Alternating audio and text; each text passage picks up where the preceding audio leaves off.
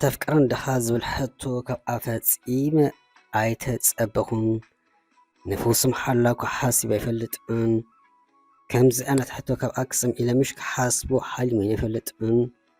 يحسو أيكون زلخ بالبيم كونس بلتن أتكساتيو أو أفي آتيزنا برماي بسانك مسم بادي سلسرقني كب أفو موتي تمليس أنت بالكم مجنان يكونن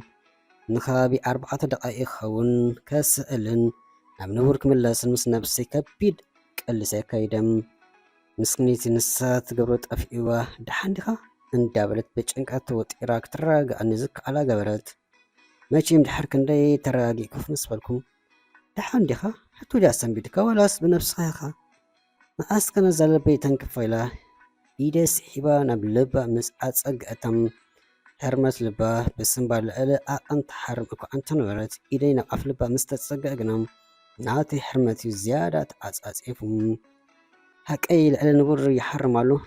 مرأس سنبالي بتأمك حسن بيركان مس بلد هو حقها اندابلكم إيديس حبا بكل انت نكرا عن أقلويك أخا خفتنكم سنحلقنا نحتوي كو عمل لسكالي تفكران دحا كتب الدقمة اللي قد حقي يفتوى دا يفتوان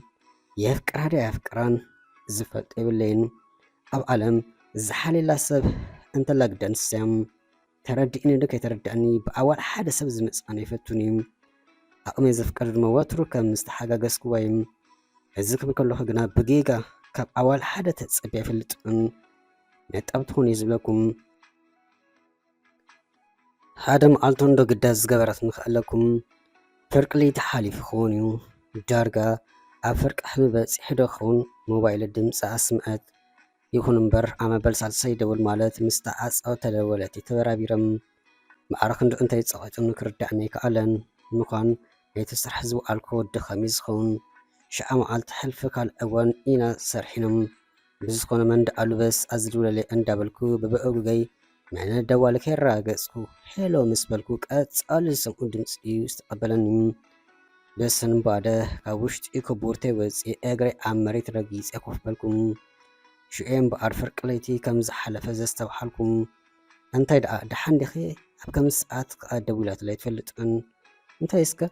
أب حدا باردينا نزانا قازلنا حجي جانزب زلنا مسلنا قندمو آخلنا بجاها باحيسكا اللي متصابلتني أب باركتا آتو يفلتاني قالوا دقت مو يخوني لا بس مبادا كداني كيك إيركي بكران ليتي قلا جانزب حيزة نابت زبالت النبوت أسخركم هاك أزرابا أبت خايبار زبحالي لان بوتاد عتاقاقي كوينة إلى حدا كلتا سلستا جزي كل دول كلهم تقبلا بلا ماتس إخادو بلتملس يتساوتا كينيرا جزاي زلق عيتولن كحسدو كوينة بتعامي حاري أم كأن زحر أن تسواتا زي كونس انتهي رخويلة معاركن دو مستنبارين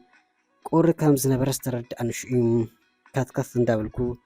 نجازاي سلستم آلتون زحالي دوسي دخون أو أرادك إسيم كم مقبر أمكنت قنا كسر حجي زي نقراتني أتنت دا أسقيلك مالسلي بحتا فكرنا دو حتى الزخبرتك هتمثل زي عمل كدين دون تبزح لها قالوا تفكرنا دو أوينو حاد صار ولتني من الباتنا قليل يكون نأجنا كفيديو أو أمر ما نفوس محلا زين برحتويم يفكر عليك بالنفس حدتكو مالس قليلا انت هيك بلا عند أي حرد بلني قبل اللي أستفلي سمعت علنجي كان محجين برنن دحر حتى أغنى عند أي قال فني أوت رج انقطعات وتني أنا سبزخون عين تعمتي فلت أن زخون يفتوت ملكتون ولا فتوت بحال كلنا فقر زوسد أنت أواري أي فلت أن هاجز دقفي على خلقنا بالي صنيلا مسم أي أبشجر أبقونا دوم بالي زفت خواي زفك أرقى مسلوارو تخون كم زيلات نزلم نصون نكون سخون يفتوت ملكت سر إلا يفلت أن بنت أرو أركيزيت هز أنت يا خا أوارد مش يدلا خلوهم أي خيلك بينك يا أتسألت لني بتزاري فقرات نكون تبل أنت حاليا أي مستي حنسة بقال بتخ عيد سر من الزبحال كم أوجيرا أنت خوينا زفلت إبلين بحس أرز ولا بقى زفلت إبلين رأسي كتكس قرب دليم مساك حلو كل خد انقاس زي سم أنا وديش أستج أنكو توتركو قال كاستنفسون تأجمكو وا እቲ መልሲ ብኣየር ተጻዒኑ ካብ ርሑቕ ዓዲ ድዩ ዝመጽእ? ተፍቅረኒ እኮ ኢለ ሓቲተካ ኣወለኖ ሓደ ምረጽ ምስ በለትኒ እንተ ካብ ሕቱዓ ንምግልጋል እንተ ናይ ብሓቀይ ዋላ ኣይፈለጥኩን ንበልክዎም ሕቱም ሰባት ገጸን ዕለቱ ተቃይሩ ኣሻባት ገጸና በርበራ ተቐየረም ሕርቀን ማይ ትረአይቡ ናይ ዓለም ሙሉእ ሃርኣት ሰባት በዓላ ዝተሸከመት እዩ ዘምስለላም ኣኢንተ ንብኣት ክቋፀራ ተዓዘብኩም ጥብ ካይብላውን ገጻ ጦያ ብጣዕሚ ተቃለሰት ቃልሲ እንተበልኩም ከበቃ ተሓናነቐት ይኹን እምበር ሰዓራ ጥብጥብ ክብል ጀመር እሞ ከም ጋሻ ውሕጅ ንምእጉር ተዓለቕለቑም ዋላ ጓል ገጻ ጦያ እንተነበረት ብስያፍ ግና ይእዘባ ነበርኩም እንታይ ኮነ ኢለ መሊሰ ተጨነኩ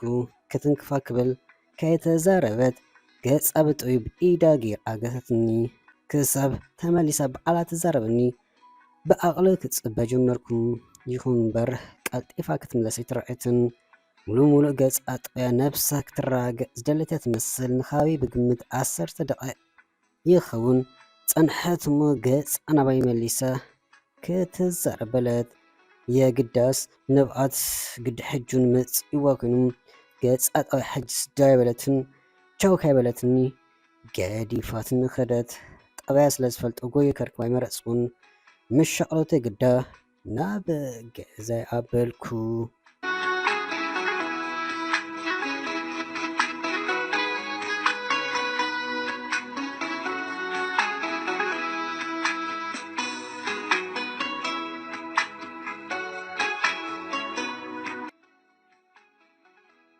ጽባሕት ምሸት ሓደ ቆልዓ ደብዳቤ ኣረኪቡ ንኸደም ናይ መን እንዳበልኩ ምስ ከፈትኩ ናታ ምኾኑ ኣይሰሓትኩን እቲ ፊልዩ ንብኣት ሓዊሱ ከም ዝተጻሕፈ እቲ ኣብኡ ዘሎ ምልክታት ምስክር እዩ ብሞባይል ክጽሕፍ እንዳኽኣልኩ ብፊልም ዝጸሓፈ የገርምካ ይኹን ግን ደሞ ኣይትገረም ሓቀኛ መልሲ ስምዒተይ ፊልዩ እምበር ቤትሮ ናይ ሞባይል ስለ ዘይመስክሮም ገና ፊልዩ ክልዕል ከለኹ ንብኣት ስለ ዝተሓናነቕና ኣቐዲመ ከምኡ ዝብለካ ዘለኹም እዛ ፊልዩ እውን ዝውድእ ኣይመስለንን እዩ ወይ ብንብኣተይ ከይትበላሹ ይፈርሕ ኣለኹም ኣብ ሕይወተይ ብዙሓት ሰባት ኣጋጢሞምን እዮም ኣብ ሕይወተይ ምስ ብዙሓት ኣወዳት ብገለ ኣጋጣሚ ተላለለኹም ይኹን እምበር ከም ሃገሩ ምስ ደም ሰረሮ ዝተዋሓደ ሰብ ግን የለን እንድኢ ብምንታይ ከም ዝገልጸካ ኣይፈልጥን እዩ ንስኻ በቃ ፍሉይ ሰብ ኢኹም ኣብ ሕይወተይ ድማ ዓብ ኣበርክቶ ዝገበርካን መንገዲ የማኑን ዝመርሓኻን ኢኹም ንስኻ ካብ ዝተላለኹላ መዓልታት ሒዘ ዝኾነ ነገር ከቢዱኒ ተጫኒቕ ኣይፈለጥን ኣብ ትሕቲ ፈጣሪ ንኣኻ ስለ ዝኣምንን ብኣካ ስለ ዝጠቕመንን እዩ ኣብ ኩሉ ሕይወተይ ምሳይ ተጓዒዝካ ኢኹም ኣብ ዝደለኹካ ሰዓት ረኺበ ጽኒልካ ሰሚዕኻኒ ኢኹም ሓጊዝካኒ ኢኻ ኣብ ግዜ ሓጎዘን ሽግረን ኣብ ጎኒ ደው ኢልካ ኢኹም ናትካ ፍሉይ ዘብሎ ግና ቅንጣውንቲ ይኹን ካባይ ተፅቢት ኣይነበረካን እዚኻ ዝያዳ ዘገርመንን ቀስ ብቀስ ክፈተወካ ዝገበረንን ምስ ነብሰይ ብዙሕ ግዜ ተዘራሪበ እዩ እዚ ወዲ ስለ ዘፍቅረኒ ድዩ ማዕረ ክንድዚ ሓሊት ዋላስ እንታይ ኢለ ክፈልጥ ዘይፈንቀልኮ ነገር የለን ግን ድማ ዝኾነ ውፅኢት ኣይረኸብኩን ብዝኾነ ፍሉይ ፍጥረት ኢኻ እንተርፎ ንፅቡቐይ ክትዕጠቕ ካልእ ኣይረኣኹልከን ዝያዳይ ካብ ዘፍቅረካ ነዊሕ ኣቁፂርሎም ፈትወከይ እዚ ክብለካ ከለኹ ኣቦይ ትምርኣይ እንዳበለ ኣብ ዝርብሸኒ እወንን ሰብ ኣማፂሉ እናሓለዩ የፍቅረኒ ድ ኣየፍቅረኒ ከመራበር ናይ ዜሮ ሰዓት ኣኺሉም ከም ትፈልጡ ኣቦይ ሕማም ልቢ ኣለዎም ኣቲ ቆልዓ ዘምፃናልከ ተመርኣይ ኣይኮነን ብሰንክኺ ከመውት ይኽእል እንዳበለ እዩ ዘፈራርሐኒ ዘሎ ኩሉ ኣብ ውሽጢ ገይረየ ነይሮም ኣብዚ ቦታ ምስ በፅሕ 4 መስመር ነጢሩ ፅሑፍ ቀፂሉ ብንብኣታ ስለዝተበላሸ ክፅሕፈሉ ስለዝተዘቐመት እያ ነጢራ ዋላኩም ልዕልዩን ዘሎ ብንብኣት ዝተፃሕፈ እንትኾኑ ግዳ ሓቂ ካብ ደበላእትኒ ብኸበ ከመፅኣኒ ነቲ ዝተረፈ ፅሑፍ ከነብብ ዓቕሚ ሰኣንኩም ኣነ ምስ ንብኣት ተቃለስኩም ከይተረዳእኒ ይሓሰብ ምንባሪ ብጣዕሚ ኣሕረቐኒ ሓዘንኩም ክቃለስ ፀኒሑን ነብኣኹ ንብኣት ብንብኣት ኮይኑ ፊሉ መሊሰ ከየበላሽሙ ምንባብ ከይኣብኒ ካብቲ ክፍለሉ ዝነበርኩ ተስኤ ገፄ ተሓፂበ ን30 ደቂቕ ክኸውን ንፋስ ተሓሪመ ምንባብ ይቀፀልኩም ብዝኾነ ዝያዳይ ብጣዕሚ ዘፍቅረከም ተፍቅረኒ ድኻ ኣይተፍቅረንን ከም ሓፍትኻ ድሓ ትርኢኖም ሓዝኻ ክርድኣኒ ስለዘይከኣለ ምስ ብርቱዕ ፍቕሪ ምእንቲ ኣቦዩን ብጓሒ ከይመተኒ ክብል ነቲ ዘማፀለ ወዲ ክምርኦ ኣብ ውሳነ በፂሕ ኣለኹም። እዚ ክብለካ ከለኹ ግና ናትካ ስምዒት ብዘየገድስ የፍቅረካ እዩ፣ ምስ ስምዒትካ እውን የክብሮ እዩ። እቲ ዝምርዓወኒ ዝወለድ ምዃኑ ሰምዒ ኣለኹ። ሃብቶም ይኽእል እሞ ይውለድ እምበር ዕድሚኡ ግና ዓብዪ ኣይኮነን። ኣቦይ ኣብ ገንዘብ ዘሎ ኣራይ መችም ሓደ ግዜ ዘረባ ከምልእ ከለኹ ፈሊጥካ ኣለኻ። ገዛና ኩሉ ሙሉእ እዩ፣ ዝጎደለና ነገር የለን። ንነብስና ኮይና ንካልኦት ንኸውን ኢና። ኣምላኽ ይመስገን። ግን ኣቦይ ገንዘብ ክፈትም ኣትዩ ብከምኡ ዝኸውን ምስ ዝወለደ ከመርዖኒ ዝሓስብ ዘለወይ ካልእ ምናልባት ካልእ ምክንያት እንተሓልይዎ ቀስ ኢሉ ዝፍለጥ ጉዳይ እዩ። ኣቦይ ግና ብጀካ ንዑየ ክትምርዓይ ምባል ካልእ ቃል ኣይውስኽን ዘሎም ግዲ ሓቂ ናቦይ ብጣዕሚ ዝፈቶ ቁሩብ ኣብ ገንዘብ ዘለዎ ኣርኣያ ገዲፍካ ዝፍቶ ሰብ ድማ እዩ። እንደ ኣነስ መችም ካብ ገዛና ሙሉእ ኣብሊፀ ዝፈቶ ናቦይ እዩ። ስለዝኾነ ብሰንኪ ክጉዳኣኒ ኣይደለን። በቃ ንስኻ እውን ዝኾነ ናይ ፍትወት ስምዒት ኣብ ልዕለየ ዘለካ ኣይትመስልን ክምርዓው ወሲነ ኣለኹ። ግን ብጣዕሚ ዘፍቅረካ ካብቲ ተሓስቦን ላዕሊ ደንጎ ይኹን ግን ድማ ንኣኻ ክፅበይ ፀኒሕ ብዝኾነ ቅድሚ ሕጂ ብዝኾነ ነገር ከይተረድኣኒ ዝበደልኩኻም ዘሕረቅኩኻ ነገር እንተሎ ይቅር ግበረለይ፣ ኣይተሓዘለይ። ሕጁን ደጋጊመ ዝፈትውካ ምናልባት ናይ ካልእ ሰብ እንተኮይና ከም ቀደመይ ክንደይ ከረኽበካ፣ ግን ድማ ነዘለዓለም ኣብ ሂወተይ ፍሉይ ቦታን ኣክብሮትን ኣለካ። ይብደለካ እንተለኹን ኣይተሓዘለይ። ካብዚ ንክቕፅል ዓቕሚ ይስአን ኣለኹም። ኢደይ ከማን ፈጥፈጥ እንዳበለ ኣብኒ ቻው ዝያዳይ ብልበይ ዘፍቅረካ ኣብ ቀረባ ይምርዖ ይኹን ኣብ ሂወት ጉዕዞኻ ኣብ ኩሉ ነገራትካ ዘበለ ናይ ዓለም ኩሉ ፅቡቕ ነገር ይምነየልካ ምስ በለትኒ ብርቱዕ ንብኣት ከም እጉርተይ ሓሊፉ ናብ ከባቢ ኣፍ ልበይ ገፁ ሓዘም ዝሓለ ኩላ እንዳመሰለኒ ይጎድኣ ምንባረይ ኣሕረቐኒ ኣጣዓሰኒ።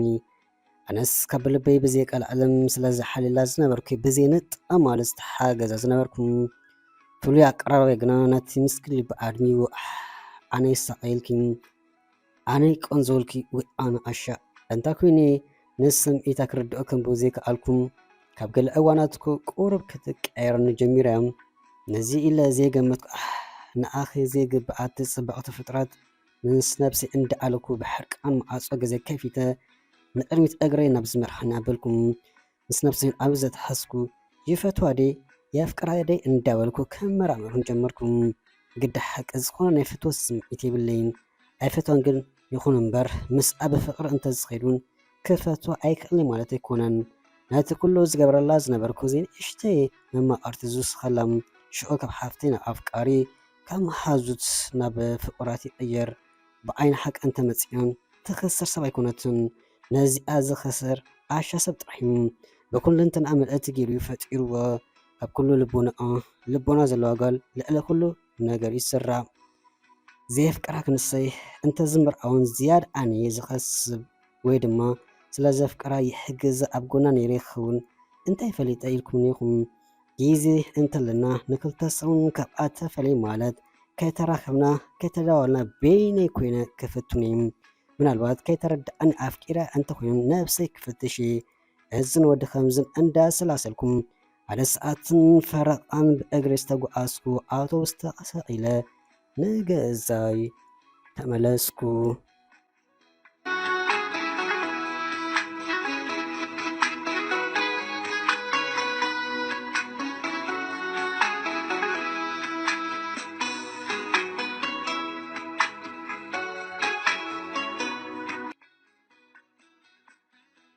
ካብቲ ዝመደብኩን ሓደ ወርሒ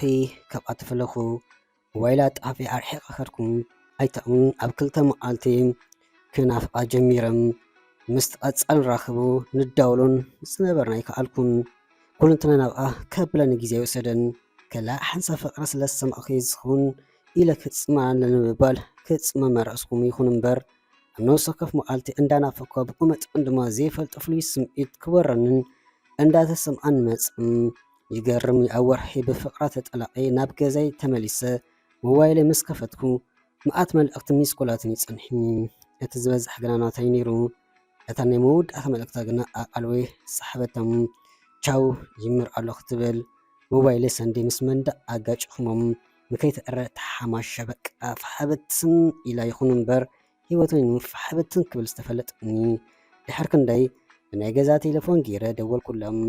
ቁፅሪ ሞባይለይ ጥራይ ስለ ትፈልጥ ከይተገደሰት እያ ሄሎ ዝብል ድምፂ ዘስምዐት ኣነ ምዃነይ ምስ ፈለጠት ግዳ ሰንቢዳ ትኸውን እዝነይ ኣፀወቶም ሽዑ ንሽዑ ክድወለላ ኣይመረፅኩን ድሕሪ ገለ ደቂቕ ምስ ደወልኩላ ኣብ መሕፀቢ ነብሲ ኮይና ትዛረብ ከም ዘላ ኣይሰሓትኩን ማይ ይፈስስ ነይሩ ፈሊጣ ከም ዝኽፈተት ኣይሰሓትኩን ድምፃ ሕንቕንቕ እንዳበለ ዝያዳ እዩ ክንደይ ግዜ ናይ መወዳእኻ መልስኻ ክሰምዕ ደው ኢለልካ ኣይነበርካን ኣበይካ ከይድካ ድሓን ዲኻ ኸ ብጣዕሚ ተሻቒለልካ በቃ ተመርዒ ኣብ ሕፅነት እየ ዘለኹም ሕጉስታ ይኹንኩን መልስኻ ካብ ሰኣንኩን ምእንቲ ኣበይ ክብል ዓርትዩ ኣለኹም ምስ በለትን እሞ ከም ዘፍቅረክ እንዴ ክነግረክ ደሊ ምስ በልክዎም ልበይ መሊስካ ኣይትጉድኣዮም ረፊዱ ደንጊኾም ሰላም ሂወት ይምነኢልካ ኢላ ቴሌፎን ኣፀወት